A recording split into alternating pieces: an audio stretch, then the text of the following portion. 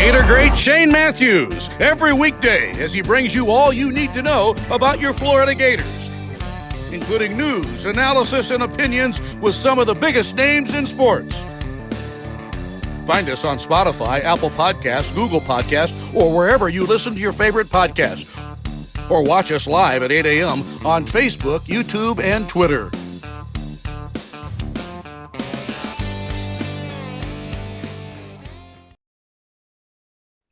Good morning. It's a live edition, a Monday edition of PodUp with Matthews in the morning from the Crime Prevention Security System Studios, large enough to serve you, small enough to care. Hope everybody had a great weekend. Today's program will have JC and we'll have Mike Morgan from the SEC Network.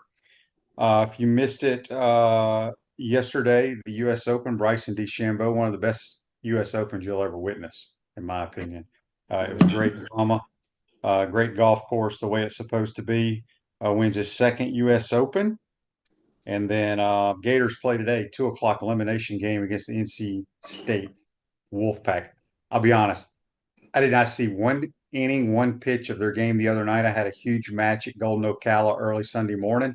So I went to bed, not even know if they were going to play a game. So tough, looked like a tough loss. Anyway, JC, you're on the Titan More hotline, courtesy of Comfort Temp. What's up? Well, I felt it almost feels like the Gators haven't even played in the College World Series because 11:15 start that night, 2:15 ending. I saw some of it. I stayed up and, A&M made some plays defensively, specifically a grab by their big, tall guy that looks like Jack Caglione, honestly. He really does. Jace Laviolette, I think his name is. Great catch against the wall. I don't know if you saw it, but it kept them alive and held the lead 3-2, and so they win. But it doesn't even feel like Florida's even been playing. And today they have to play at 2 o'clock, so we'll get to see them. There won't be any weather issues. And fortunately, I think, they're playing a team that also suffered a very difficult loss in North Carolina State with a walk-off to Kentucky.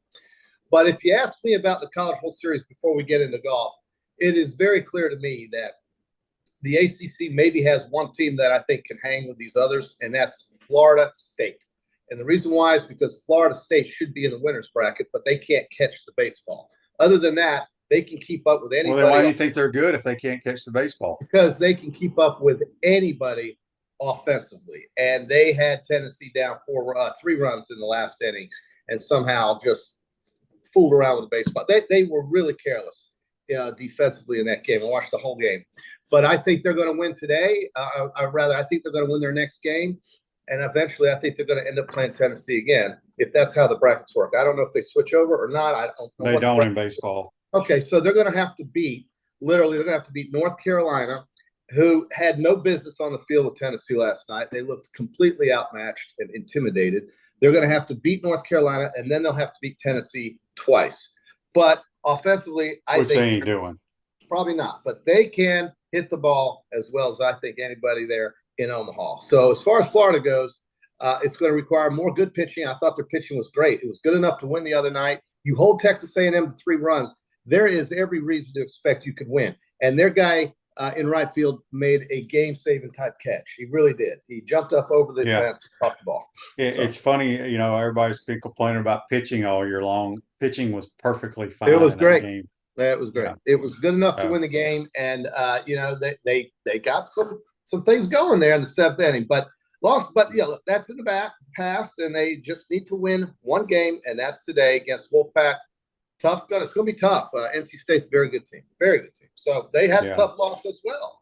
There's been some real tough losses in this College World Series. It really has. Last night, postseason play, and most games are going to be close, or it's going to be a pitch here or a hit there, an error there. Been some exciting games. But I tell you a team. I mean, I've watched a little bit of baseball this year, but Tennessee can freaking flat out swing it, bro. Yeah, they got dudes. Dude hit for a cycle the other night. That's crazy. And they should have lost. QB, the Seminoles can't catch the baseball. The center fielder didn't know where he was at on a simple fly ball. It's just look, it's one of those things where I give credit to Tennessee. They are hard to beat. But they got the benefit of a great call for the third base up on a check swing that many folks they did, but that happens. I saw the Tennessee center fielder making one of the best catches you'll ever see last night in center field. Ran dead ass into the wall. Yeah. played another inning, and then they had to take him out of the game because he had concussion. Well, listen, they're battle tested. That's a school that's been there now, and they're dead set in the winner's bracket. It should be pretty smooth sailing for them to get out of that side. Yeah, just runners in scoring position. We could get it done. I think we left 11, according to some of these folks letting us know. Yeah. So anyway, that's I mean, it's tough. I mean, see what happens today. And like I said, it's still been a great year. It's been fun. The U.S. Open. We have a Clint on YouTube brought to you by Quality Plum. Says, thanks for the golf picks, but they didn't win me no money. Well, JC picked Bryson DeChambeau to win. I had Clint. I had Hideki Matsuyama, who I think came in 5th or 6th. So if you would have bet him for as a top 10, you would have won. Or top 5. Yeah. So I've watched a lot of golf over my years. Yeah. I don't know if I've ever seen a finish or excitement as what I saw yesterday. And I will say this. You just talked about Tennessee getting a break against Florida State. DeChambeau got more breaks than any golfer I've ever seen hitting the ball into the crap. Yeah. And he only really had to punch out one time. Look, he made some great shots. I like the guy now. I don't know. They talked about it on I saw a clip, Johnson Wagner does these after every golf tournament, he reenacts kind of what happened. And Bryson came out there with him. It was great. If you pull it up on Twitter, it's outstanding. But basically, they said during this interview how Bryson has changed his outlook and his demeanor in like the last 6 to 9 months. And that's why everybody likes him, which I agree. I used to couldn't stand the kid. But now he's fun to watch. It's fun to watch. QB, listen, we talk about shots that won majors in history, right? We talk about Payne Stewart's putt, maybe Stuart Sink's putt that beat Watson, Jack Nicklaus's putt in '86. We talk about shots that win championships. That sand shot from 55 yards under those circumstances after he hit a ball in between 2 roots off the butt, which is what you're talking about with his driver as he goes into that crap. And he's got 2 roots in between. Well, that was the first time he was actually penalized hitting it in that crap because everything else he could hit out of them. So you could say very simply that he went out and won that tournament. You could also say that Rory McIlroy lost that tournament. And those putts, especially the last one, was not a gimme. It was not a gimme because of the break on the downhill putt. The only mistake he made was leaving that wedge shot up to the green, behind the hole or off to the side, but he should have been in the fairway off the tee box and he wasn't. So that's where it is at Pinehurst. And the difference was Bryson made the shot and Rory missed the putt. They both missed putts on 15 or 16 and 17, I guess it was, or something. Rory had 2 misses inside of 4 feet. Yeah. And I think he, for the first time in his career, really felt the pressure because when he was winning 10 years ago, he was so damn young. I don't know if it really meant as much. Yeah, I'm going to disagree with that. I don't know. I don't think it had anything to do with pressure. If you look at the first 4-footer, 3-footer he missed, he tried to firm it in the center and he just pulled it just a little bit and it lipped out. As you said, the last one, that thing broke 1.5 feet from 4 feet. He just didn't play enough break or hit it firm enough. I mean, I look. I like Rory. People want to know what my take is on Rory not facing the media. He hauled ass after, which I don't really have a thought on that, Andy. What's he got to say? I would be very ticked off as well. I think it's a shame because I was kind of hoping Rory would win. I like the DeChambeau one because, like you said, that last shot was one of the best shots in the history of the PGA Tour. For real, how hard it was. So I don't really know how I feel about it. What I do know this is it drives me insane that everybody talks about Bryson hitting a pitching wedge from whatever yardage. They need to just put loss on the clubs because his pitching wedge is about equivalent to some people's 8-iron. Mm-hmm. So anyway. Well, Chad says Rory's a big baby. Well, here's the thing. I do think there was some heat. Here's the thing. Rory has been waiting to win a major now for 10 years. Okay, QB. Think about this. 2014. So that is a long time for a guy of that kind of talent. And if you watch some of these behind the scenes golf shows on Netflix and things like this, he is clearly gripping. They show him behind the scenes. He wants that major, and he is pouting every time he gets close behind the scenes. I've seen it on TV. And I think he really wanted it so bad that putt he hit on 18, he hit the top of the ball. And it, to me, seemed like he was just gripping it. And it was a hard putt. Yes, it was. Well, you want to hit the top of the ball. You want to get top spin, JC. It was downhill. I mean, what top spin? It was downhill, and it was a left to right breaker. And so it was a hard putt. Okay, I get it. But he's still inside of 4 feet. You give him that putt 10 times, I guarantee you he makes it 7 times. He makes it 7 or 8 times. But at any rate, nevertheless, listen, Bryson also had a shot on the front or back. Now, I don't know. He's in the woods. And somehow he went in between a bunch of pine trees and he made par. I mean, this guy was scrambling his ball. And he also missed a close putt on 16. So I think it was 16. So listen, it was a great tournament to watch for us, right, QB? I mean, this is what you and I love watching. We love watching these guys really get challenged. And that's what we saw. They need to play every damn U.S. Open at Pinehurst or Oakmont or somewhere where they're going to Oakmont next year. That is my kind of golf right there. They're going to Oakmont next year. Hard golf. Yeah, they're going to Oakmont next year, and they're going back to this course number 2 in 2029. So in 5 years, back to just like they do at the British Open when they go back to St. Andrews every 5 years. They will go back to Pinehurst in 5 years. They are going to Oakmont next year. I don't know, QB. Some of me likes it to see the ball roll off those turtleback greens. I freaking loved it. You love it. That's golf. That's freaking. You're the best damn players in the world at the hard. It's supposed to be the hardest event to win on tour. Challenge yourself, and I thought it was great. Tony says, JC, go try that putt at Bostic today. JC will not show up there. I made one of those at Meadowbrook. Okay, Tony. So I'm just going to tell you, I know it's Meadowbrook. hard. That must have been about 15 years ago. It was a while back, but you remember number 18 at Meadowbrook, QB. It had that slopey stuff from back to front, and it was a breaker. Listen, he should have made it. He knows he should have made it. That's why he didn't talk to the media. He was so disappointed. I'm telling you, he's feeling the heat for not having won a major in 10 years. That's what I believe. I think he is. He's supposed to win these things. He's only got 4 now. I mean, only I say, but still. And I think he needs to. The one he's missing is the Masters. Yeah, that hurts. I mean, that hurts. I think he'll be a favorite again in the British Open, but he's not. We're not going to see him for a while. This is going to take him a while to get over QB. It's going to take him a while. Well, it might not. He may go out and he'll be in contention again, no doubt about it. All right, so Michael says JC's correct. Rory blew that win. Well, I mean, he missed 2 short putts, but I will tell you this: that last putt broke more than I thought. Well, if you look at that hole, remember that hole. How many times did we watch Payne Stewart highlights? Every time it was uphill, steep slope uphill putt for Payne Stewart. It goes right to left on the TV screen from downhill to uphill, and Rory's ball was above the hole slightly and to the right. And it was a damn hard putt, but I'm still saying I guarantee you he makes that 7 out of 10 times. I would say he makes it 9 out of 10. He just missed it that time. There you go. That's even better. Yeah, Silverback Concrete builds firm foundations for generations. You stand on it. We stand by it. We got JC on the Titan Number hotline, courtesy of Comfort Temp, and we have Mike Morgan, second portion today. Let me get to some texts on the Titan Number text line. Find them here.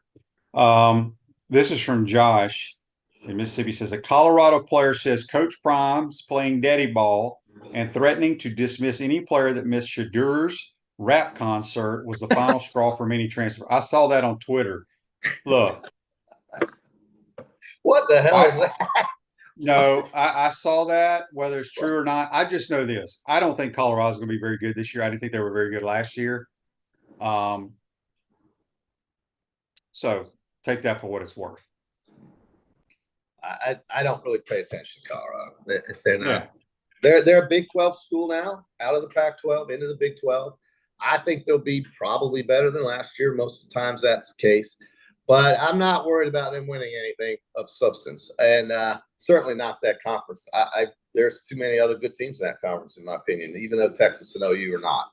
So, to me, look, man, the SEC is just when Oklahoma and Texas get here, and they're here, JC. They are here. I think it's official 1st of July or something. Yeah, like man. They're having a party. I mean, we're talking baseball. We're talking basketball, in my opinion, even more so than the Big 12. I mean, next year, Alabama's picked very high.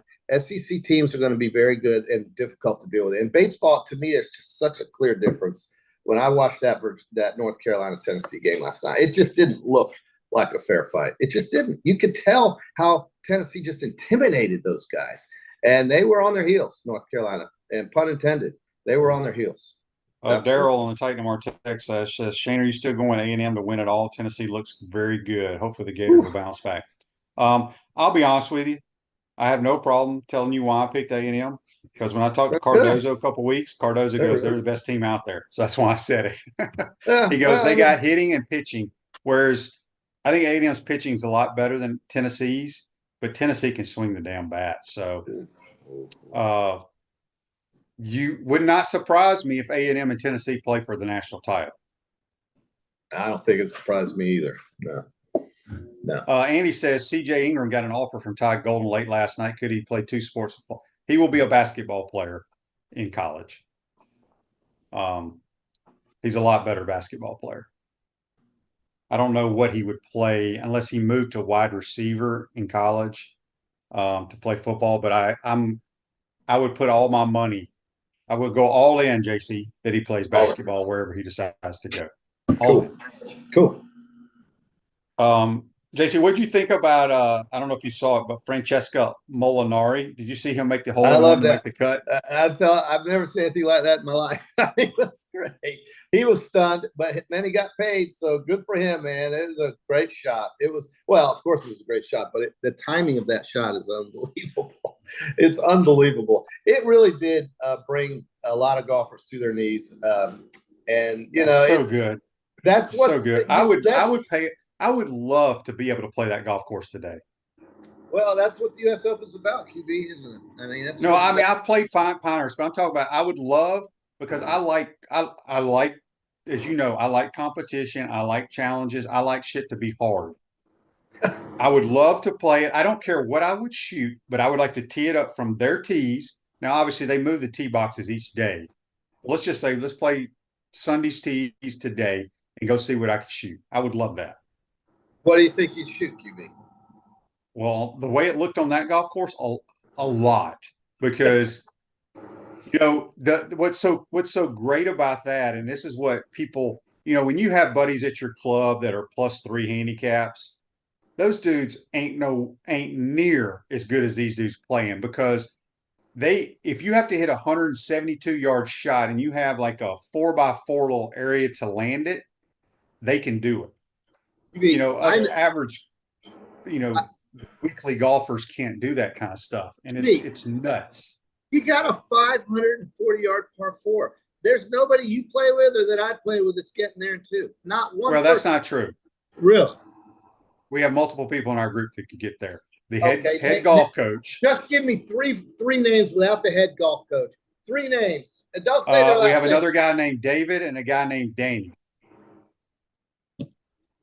On those greens? All right. Maybe. They're tour long, but that doesn't mean they're going to score, but they're long, very long, as is the head coach. So, JC, you just got to battle. You just got to battle, JC. I've battled my whole life. I mean, all right. Well, all I'm saying is that this course was. I don't know. So good. They need to play it there every other year. Every other year, okay. Yeah. Well, they'll be back in 5 years. Because like Pebble Beach is a great golf course. Pebble Beach they're going to shoot 20 under par at Pebble Beach. Well, it just depends on what happens. Yeah, I mean, it's so much wider, but the rough is everything. And in this case, it wasn't rough; it was the nature, right? Here's what's crazy about which. Pinehurst is probably going to host it another 10 years from now or something. Here's what they need to do. Since I'm a golf times architect. Today, they're going back in 2029. Have you not heard it? I say it. Okay, 20. I don't listen to half the things you say. So, so here's what I would do, JC. If I was, I don't know who remodeled the Donald Ross course. Probably Gil Hands or whatever his name is. What they need to do is where they have the natural, whatever that grass is called. So where the spectators stand, they need to put some serious rough there because Bryson, some of those dudes, they hit it so far right or left, they hit it over the natural areas, and they had perfect pine straw. But they're behind a bunch of pine trees too. I mean, not necessarily. On a couple of them, they were not. Okay. Well, DeChambeau got out of the woods one time and made par. He scrambled his ball. It was amazing to watch. One of the best final rounds you'll ever watch in golf. And I just feel sick for Rory, but I'm happy for DeChambeau because I've always kind of liked the guy. And I didn't get all wrapped up into his issues that you talked about earlier. I just liked watching him play golf, and I thought he was a showman. Well, he used to be on so much juice and all that goofy. I mean, he used to be all bulked up, and he's just different now. Andy wanted to know what his ties were to Payne Stewart. There really are no ties. Payne Stewart played golf at SMU, as did Bryson. And when Bryson first came on the tour, he wore the little Payne Stewart hat. That's all. Brian, I wanted to bring this up. I'm going Brian on Facebook Live, brought to you by Mel Law. More drama for Caitlin Clark in the WNBA. Chicago Sky players have a real problem with her. They don't realize it, that they're actually drawing more attention to her with their act. Look, I don't watch any WNBA. I see clips of it on the Twitter. They're trying. It is absolutely ridiculous what is going on. And here's the problem. And I said this a couple of weeks ago. The what do they call the Indiana Fever? Whoever their general manager is needs to go find the baddest, meanest female basketball player in America, whether they can shoot, jump, or whatever, and say, okay, you're going to start at center for us. And if anybody takes a cheap shot at her, you just take them out. You're going to be Bill Laimbeer because it is ridiculous. It's ridiculous what's going on. And that's what Wayne Gretzky had with Edmonton and Yari Curry, Mark Messier, those guys. You have to protect your hero. And these other – look, the more of this kind of news that I keep hearing from the WNBA means basically the less I want to watch it. I'm just not – I just don't need this kind of violence. I don't need this kind of stress with these girls that are so petty and so ridiculously foolish looking that I'm going to watch that. I mean, really, am I going to watch that? I'm not going to watch that. I don't want to watch these girls take cheap shots on Kate Clark. I love Caitlin Clark, but her name could be Mary Rose. And the fact is if that's how they're going to play the game in that sport, the commission needs to get a hold of this and have a sit down with these coaches. And these coaches need to get a grip too. If they they just need to start fining them because those girls don't make a whole lot of money. Yeah, hit them in the wallet. So I would be taking $10,000 out of every one of their paychecks. Yeah. I mean, Caitlin Clark is the reason people watch the WNBA now. If they do, she is the reason that every team is on a chartered flight. She is the reason that the country cares about it. And these damn girls, it's unbelievable. I don't care if she's black, white, whatever color. She is the reason that people watch that sport now. And the Olympic snub and all this. I got no love for Angel Reese, any of it. The only reason I even think about this league, and I don't really think about it for more than about 2 minutes, is because of Caitlin Clark. And it's too bad. It's just not interesting to me. I don't want to see girls taking cheap shots on Caitlin Clark. It's not something I'm tuning into. All right, JC, before we get you out of here, Michael on YouTube, brought to you by Quality Plumbing, says it's time for Tiger Woods to retire, in my opinion. So sad to see his game like this, knowing he might not ever make another cut. He certainly will never win another major tournament or otherwise. Look, Tiger's lucky to be alive. Let's start there. Okay. After his car wreck. He is, if not the greatest golfer of all time, you can do your argument with Jack and him, whatever.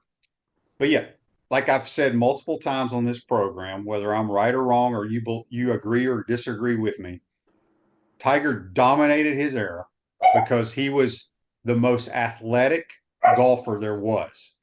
Okay. All these guys that you're seeing now are built and trained because of Tiger, the way that Tiger Woods is. They're athletic type golfers. And yeah, Tiger's 48-ish. He ain't going to compete with these dudes, man.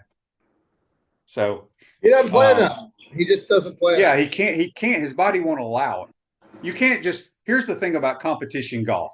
And, JC, you should know this. You can't just show up every 2 months and play golf to compete. You have to do it on a weekly basis to have that mindset. And I just don't think he has it anymore. He doesn't play enough. It's just he can't. Physically, I don't think, and otherwise. And you're right, 48, 49, it's different than 28, 29. It is. So, what Jack did at 45 at Augusta was great. What Phil did at 52. Well, I mean, Tiger won the Masters a couple of years ago because all the participants choked on hole 12 at Amen Corner. But Phil won it at 52 at Kiowa, right? Yeah. And that was impressive. And that's about as far as it's going to go once you get into your 50s. And I think the viewer is right. I don't see Tiger. He doesn't play it the same way because he doesn't play as much.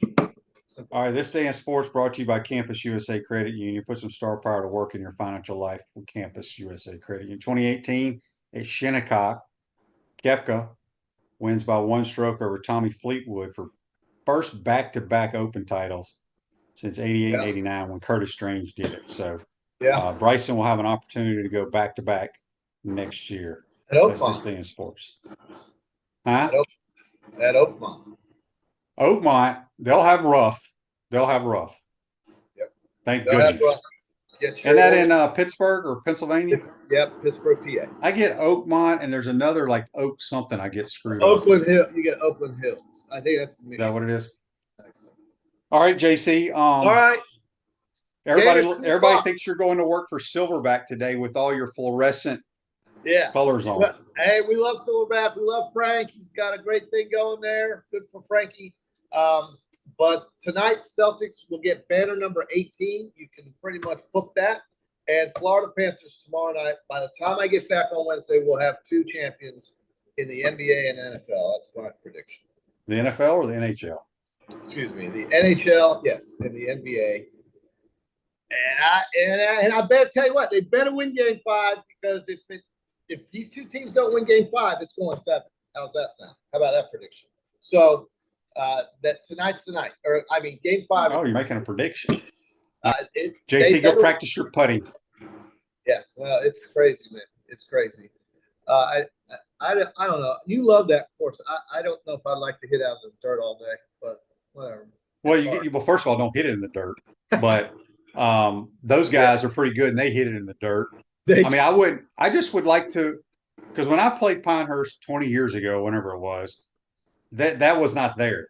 They just recently, I don't know what year they put all the native stuff in there. Yeah, they redid that. That's right. Yeah, that would be fun. That would be fun. Go shoot about a 120. I think 120 would be a good score for me there. From those back tees, QB, what's that? 7,600, something like that. Yeah. Oh my All right, we got to get to Mike Morgan and talk a little college baseball. That's JC. Join us on the Titan MR Hotline, courtesy of Comfort Temp. Take a quick timeout. We'll be joined by the SEC Network's Mike Morgan. You're watching and listening to PodUp Matthews in the Morning from the Crime Prevention Security Systems. We'll be right back. We want to take this moment to thank our sponsors who keep the show going and pay the bills. Our premium sponsors are Crime Prevention Security Systems, large enough to serve you, small enough to care. Titan MRI, Gainesville's only locally owned and operated MRI facility. Meldon Law, the only official injury and accident law attorneys of the Florida Gators. Peachland Dental, Gator Nation's first choice for dentistry in Port Charlotte. QC Kinetics, live pain-free with QC Kinetics. Campus USA, put some star power to work in your financial life with Campus USA Credit Union. Comfort Temp, comfort is our business, peace of mind is our promise. Dave & Buster's, eat, drink, play, watch. Our gridiron sponsors are UF Bookstores, Silverback Concrete, Ruse Ogre State Farm Insurance, F45, Quality Plumbing. Our touchdown sponsors are Gator Dominoes, Celebrate Primary Care, Gator Bait Media, Okido America, Style Cuts, Ironwood Golf Course, Big Mills Cheesesteak, McDonald's of Gainesville, 84 Lumber, Dowling Signs, Baker Sporting Goods. If you're interested in promoting your business on the show, call Freddie at 352-284-3733. If you like what we're doing here, make sure to follow us and support the businesses that support us.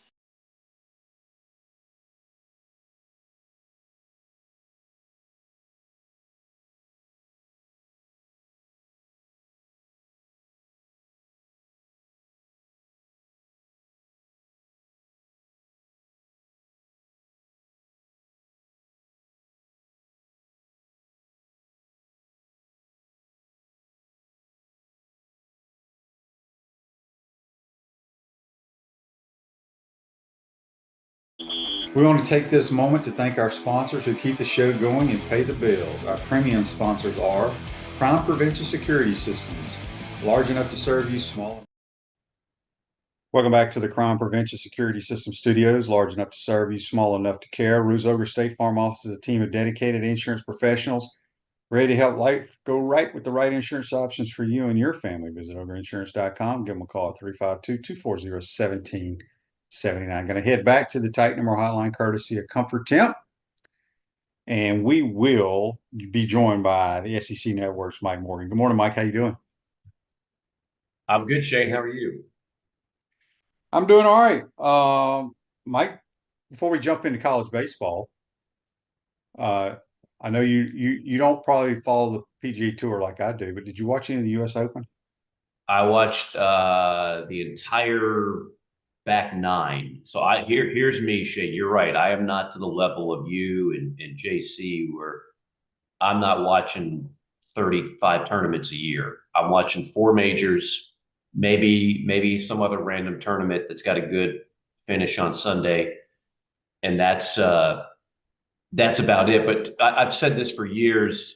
For me, if you've got a competitive back nine like we did yesterday in a major, it's one of the best things in sports. So while I'm not what you would call a golf aficionado, I do appreciate how much drama goes along with something like that. And I'm kind of a Rory fan, nothing against DeChambeau. And to watch Rory hit every 5-foot and in putt for 3.5 days and then miss 2 out of the last 3 on the back nine, it was just, I hate to say it, it was so Rory over the last decade, you know? I saw some stat on Twitter, if I don't know if it's correct or not, said that Rory from like 4 feet and in had made like something like 396 out of 396 putts. Yeah. The last putt, as JC and I mentioned, that boy had a lot of break to it. So that was not an easy putt downhill, breaking hard left to right. And left to right breakers are very difficult for guys that draw the golf ball, which Rory is a drawer of the golf ball, plays right to left. It just doesn't fit his eye. But it's a shame. It was a lot of fun though, no doubt about it. Let's switch gears to the College World Series. I know you've been watching a lot of that. I mentioned earlier in the program, I did not see one pitch, unfortunately, of the Gator game because I didn't know when it was going to start, and I go to bed somewhat early, and I wake up the next morning and I saw we lost 3-2. Did you get to see any of that game? Nope. Same reason. I mean, I'm not, and I'm a night owl, but I got other things going on in my life where I'm not watching a college baseball game at 1 a.m. So I understand they played it because of TV. You could have easily played 3 the next day. There's no doubt there's only 2 a day in Omaha. It's not like a regional, you know. And so I'm sure the calculus, and I know because I've been on the other end of that where we're waiting to find out. I mean, I've called a few triple headers in my time due to rain delays in a regional, and then you've got another one. And we just wait on the bosses in Bristol to say, okay, here's what it's going to be. We're going to go 12, 5, 9:30, or we're going to play 2, and then we're going to stack it up the following day. And they have to weigh all that in. Much smarter people than myself. I have to figure all that out. But unfortunately, I think it's a loss for fans. You had all this momentum because you had 3 games that culminated in 3 walk-offs.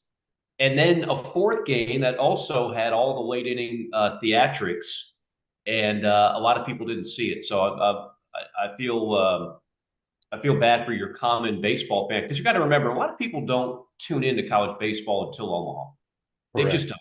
You know, the numbers show that and everything else, and so to miss something like that is a little disappointing. But overall, this year's Omaha has been terrific. And part of the reason is, I hate to say this, I'm going to sound like an elitist, Shane, but the numbers are the numbers. We've gone over this. When you've got 8 Power 4 teams, right, the ratings are just going to be better. The excitement, the anticipation is going to be bigger as opposed to when you've got a Cal Santa Barbara in there or a Stony Brook or a Kent State.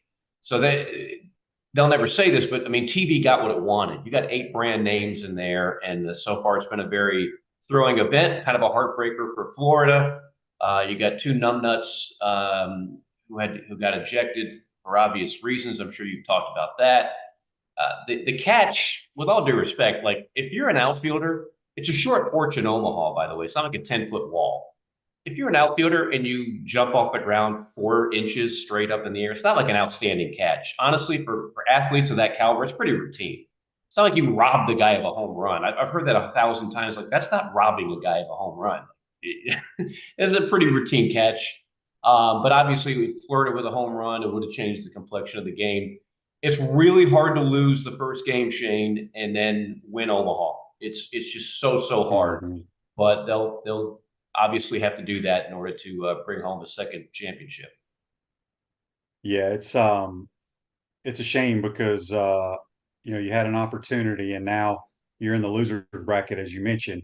We just couldn't get hits. We left like 11, 12, 13 guys on base, pitched well enough to win the game.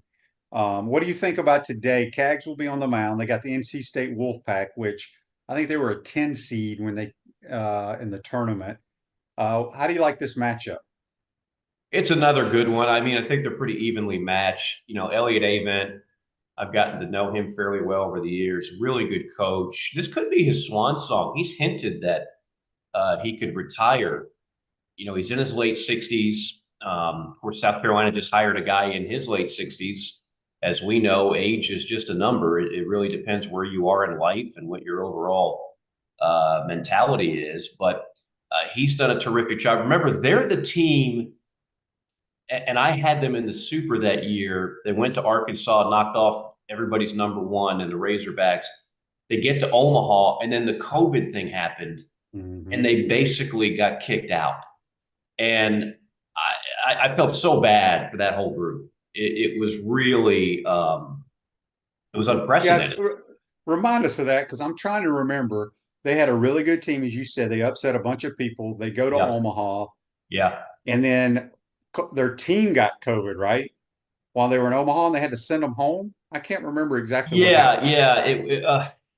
I'm a little bit hazy on every detail. I know that they thought, from the head coach on down, that they got screwed, that they certainly could have played. I think there might have even been, it wasn't like everybody on the roster had COVID. It wasn't like that at all. But I think there might have even been some controversy on, did they all get vaxxed, and was that a thing? There was a lot there that was very controversial, that a lot of people thought, like, okay, what are we doing here? Why are we sending these guys home? So, I mean, that goes into another dimension, as we all know, and I'm not here to argue vaccinations and COVID and all that good stuff. I just know that it was the story, because they were the hottest team going, and then they got basically sent home because of things surrounding COVID. And so this team, not many players from that squad are still on there. I know a couple are, including Sam Highfield, one of the pitchers we saw in their first game. This team has a lot of new faces, but they're kind of playing for that team as well, that team that got screwed. But I think for Florida, obviously Caglione, we've talked about this before, Shane. I don't think he's going to be a pitcher at the next level. I think they're going to turn him into one thing and one thing only, and that is a really, really good hitter. Pitching wise, he's got stuff, but he's not dominating. He'll need to have his best performance maybe this year if the Gators are going to keep their season alive.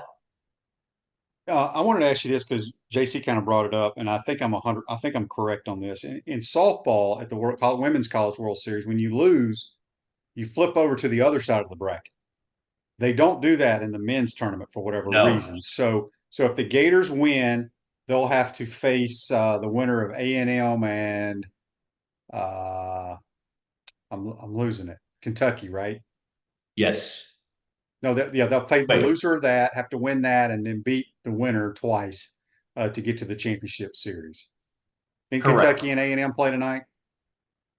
Correct. And Kentucky's what a great story they are. They won on a walk-off home run late in their first ever trip to Omaha. But to answer your question, yeah, you stay in your little 14 pod in college baseball. Just like it used to be that way in the SEC tournament before we went from 8 to 12 teams in Hoover. But yeah, you don't see anybody on that other side of the bracket until you get to the championship series. Text here on the Titan MR text line from Jimmy.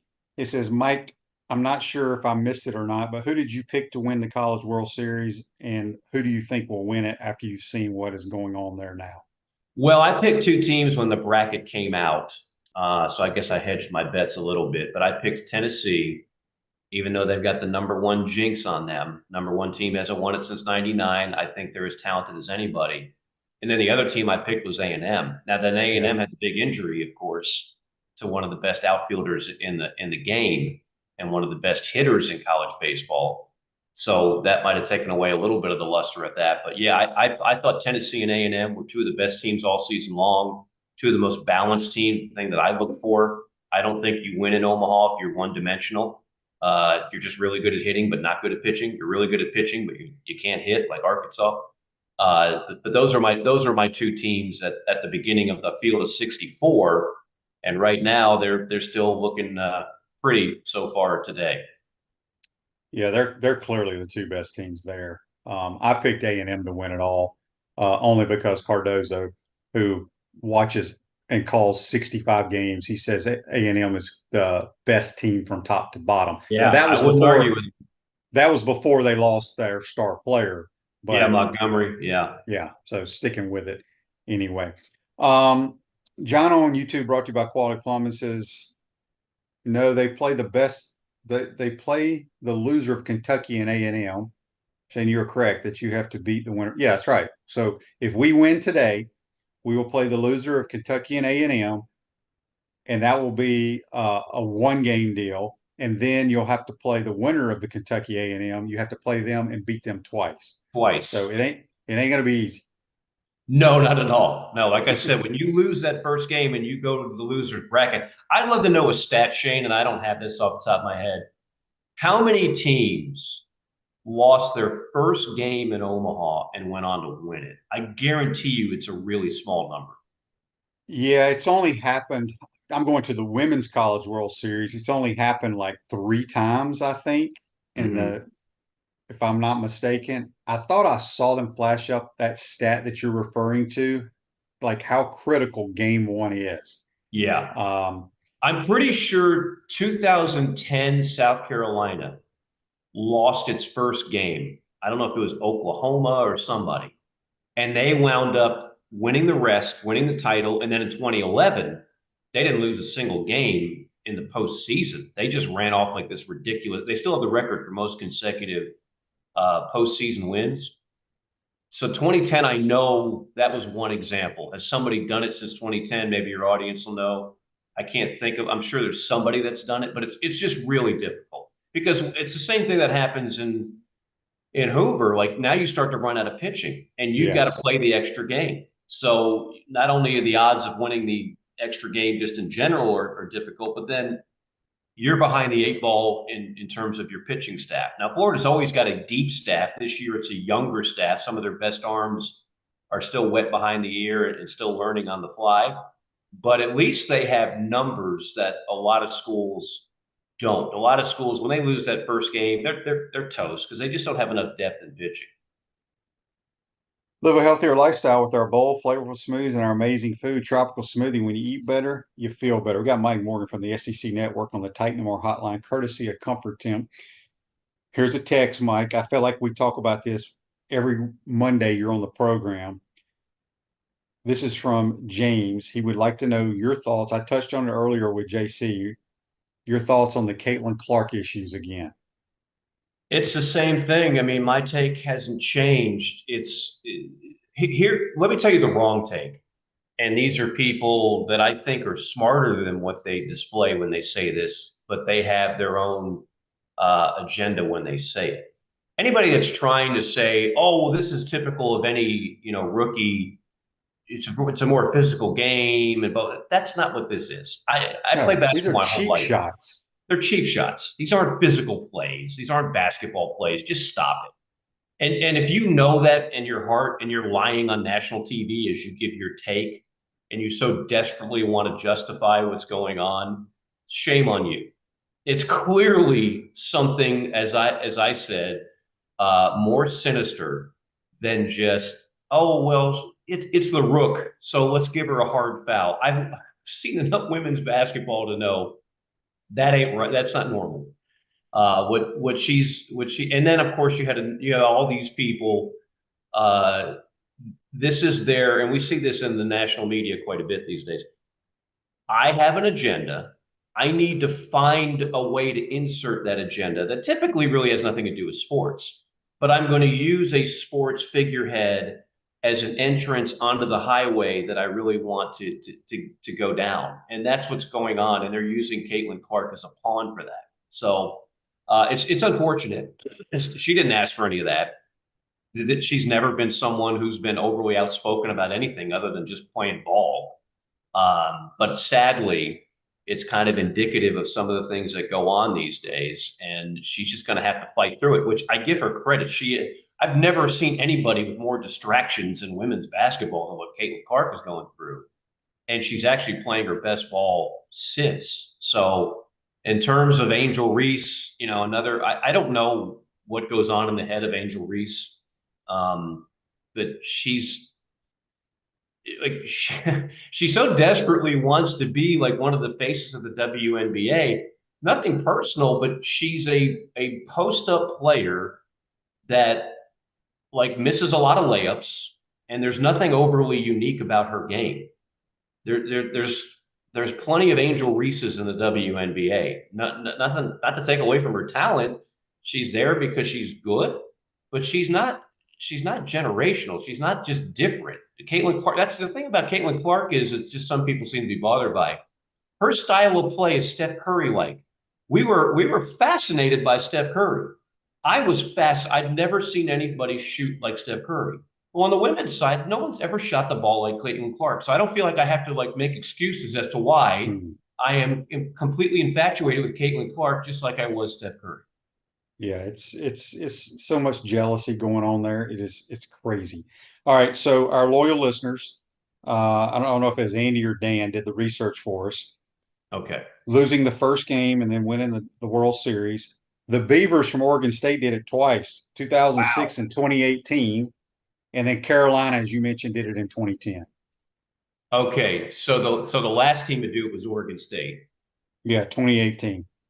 Pat Casey's group. That's the team that Arkansas should have won, but a pop fly should have been the right fielder's ball. First baseman tries to make the play and foul ground. Whoop, spills out of his glove. Poor Dave Van Horn probably still has. Now that is a play. I still remember that play. I mean, your little league 8 and under team would have caught that ball. Yeah. And it cost them the College World Communications, Series. Fundamentals. Yep. Text on the Titan Mar text line from William. He wants to know, do you think the Celtics wrap it up tonight? I do. I'd love to see this thing go further. I enjoy watching both these teams play. I think the Celtics are very well coached. And from the time being, I thought they were the more talented team top to bottom. People want to pile on Luka when he has a bad game. Shoot, I mean, Kyrie played awful the first 2 games of the series.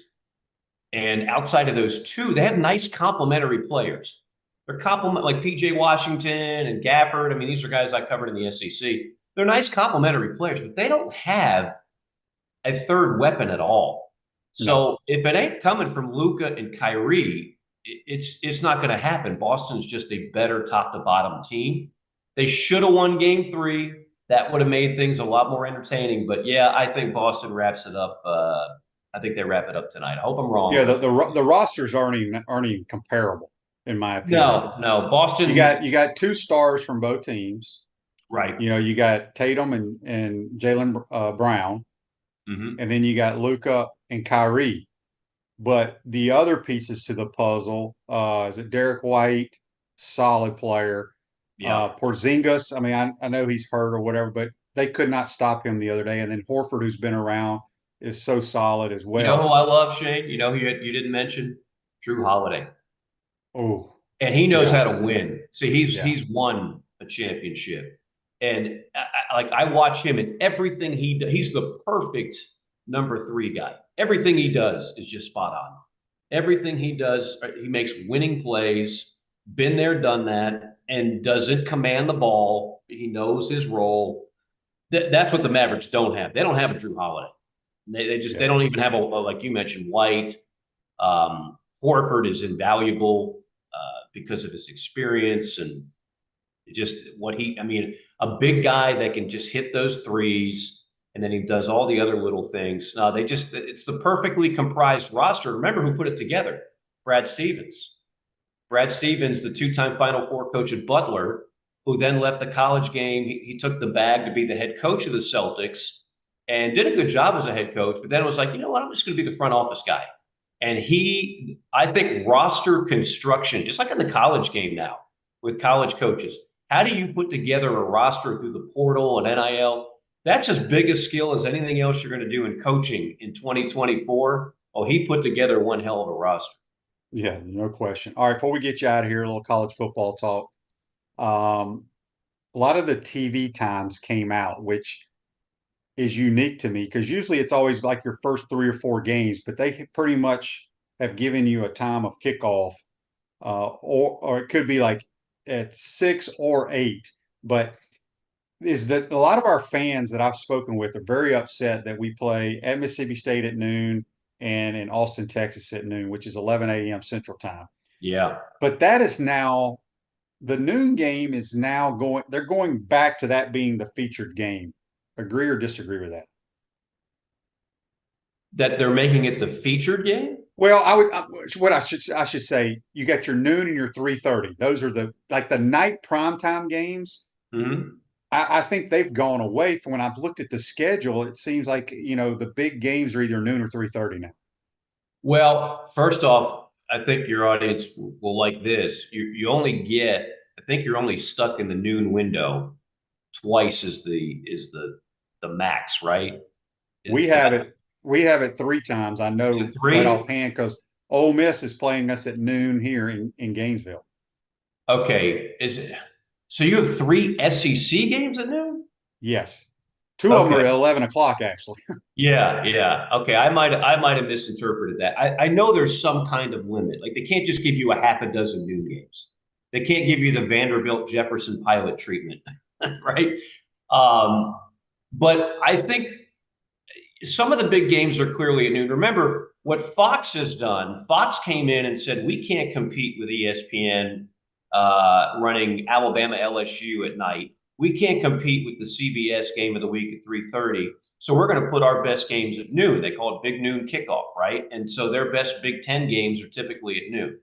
Well, ESPN now with this deal might be saying, okay, you've had your time. Now we're going to start putting some heavyweight SEC matchups at noon. I still think, though, Shane, the premier matchups are still going to be, many of them, 3:30 and night. And we're so conditioned where the biggest game of the week is 3:30 on CBS. That's not always going to be the case. Sometimes it will be 8 o'clock on ABC, in prime time. And again, this goes back to my baseball conversation. There are people that their sole job is to do the calculus, what game is going to draw the highest number. And part of figuring that out is, well, what are the other options? What's our competition if we put this game at noon, at 3:30, or at 8 o'clock? And they all want to get that game that draws the big number. So I promise you, no matter where they put what they conceive as the biggest game of the week, they're putting it on a time slot where they feel like they can draw the biggest number. And, as college football fans, I know a lot of people hate noon kickoffs because they don't like tailgating at 9 a.m. But for those watching it on TV, that's all the TV networks care about. It doesn't matter if it's a 12 o'clock kick or an 8 o'clock. If they get the biggest numbers, they're happy. For one, I don't know about you, Shane. I mean, obviously, we're calling games, right? So, we're not your typical college football fan in that respect. But a lot of people, you watch your game day from like 9 to noon, and then you're ready for a big-time game. So, to me, from a TV standpoint, noon is not a bad time slot. But for a lot of people that are traveling or tailgating, I get it. You don't like the noon kick typically. Yeah. Good stuff as always, Mike. Have a great week. We'll talk to you next week, my man. Hey, enjoyed it. Thank you, Shane. That's Mike Morgan from the SEC Network. Join us on the Titan MR hotline, courtesy of Comfort Temp. He was brought to you by Campus USA Credit Union. Comfort Temp Heating and Air is looking for an enthusiastic, motivated comfort specialist joining the team. $1,000 sign-on bonus after 90 days. Awesome benefits and the opportunity to grow with a winning team. Apply today at comforttemp.com. Comfort Temp Heating and Air. Comfort is our business. Peace of mind is our promise. Hope you enjoyed today's program. We'll see you tomorrow, folks. Hopefully the Gators will get a win today. Take care.